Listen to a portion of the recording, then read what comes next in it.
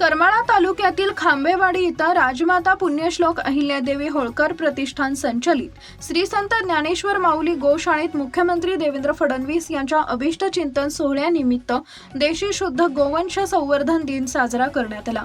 यावेळी गोपूजन, गोग्रास अर्पण व गोरज मुहूर्तावर गोमातेची पूजा करण्यात आली। याप्रसंगी मुख्यमंत्री फडणवीस यांनी गोमातेला राज्यमातेचा दर्जा, गोसंवर्धनासाठी घेतलेले निर्णय, शेतकरी हिताच्या विविध योजना व सेंद्रिय शेतीला दिलेले प्रोत्साहन याबद्दल उपस्थितांनी गौरवोद्गार काढत त्यांना अभिष्ट चिंतनाच्या शुभेच्छा दिल्या। बघा, महाराष्ट्र राज्याचे लाडके मुख्यमंत्री, कर्तव्यदक्ष सेवक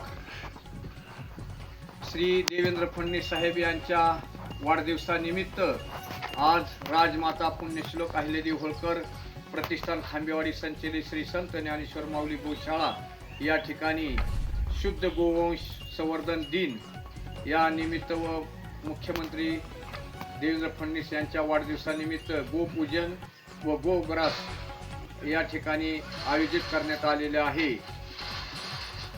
जय गोमाता, जय श्रीराम। बाकी नीट आले